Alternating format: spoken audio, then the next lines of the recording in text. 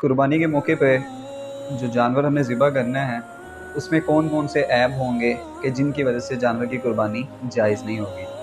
वो ऐब में से चूँकि अवाम सबसे पहले जाके उसकी दुम ही देख रहे होते हैं हिला-हिला के, तो सबसे पहले दुम से ही स्टार्ट कर लेते हैं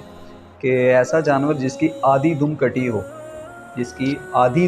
उसकी कुर्बानी जायज़ नहीं। अगर आधी दुम से कम है तो कुर्बानी जायज़ है। इसी तरह अगर किसी जानवर का आधा कान कटा हुआ तो उसकी भी कुर्बानी जायज़ नहीं। और इसी तरह आँख, अगर एक आँख उसकी बिल्कुल ज़ाया हुई हुई है तो ऐसे जानवर की भी कुर्बानी जायज़ नहीं। और इसके अलावा ऐसा जानवर कि जिसमें लंगड़ापन है,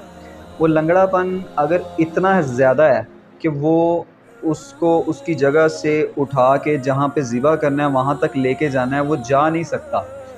उसको इतने वो उससे चला ही नहीं जाए, इतना लंगड़ापन है कि वहाँ तक नहीं जा सकता, तो ऐसे जानवर की भी कुर्बानी जायज़ नहीं। हाँ, अगर हल्का-फुल्का उससे धक्का-वक्का हल्का-फुल्का धक्के से लगा के वो अपनी जगह तक जा सकता है तो कुर्बानी जायज़ है। अगर वो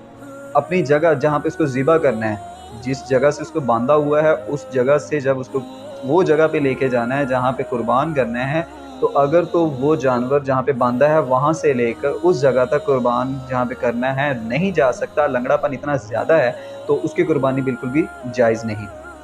अच्छा, लंगड़ापन, उसके अलावा ख़ारिश, ऐसा जानवर कि जिसमें ख़ारिश इतनी ज़्यादा है, ख़ारिश की वजह से उसके जिस्म के अंदर उसके असरात बहुत ज़्यादा हैं, इतने ज़्यादा हैं कि वो हड्डियों का ढांचा बना हुआ है, तो ऐसे जानवर की भी कुर्बानी जायज़ नहीं। उसके अलावा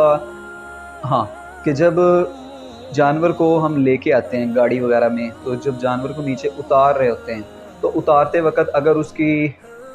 टाँग-वाँग को टूट जाए, तो ऐसी सूरत में उसकी भी कुर्बानी जायज़ नहीं होगी। तो ये कुछ ऐब थे जानवर की कुर्बान, यानी कि जो जानवर आपने कुर्बान करना है, अगर उसमें ये इस तरह के ऐब पाए जाएँ, तो ऐसे जानवरों की कुर्बानी बिल्कुल भी जायज़ नहीं है।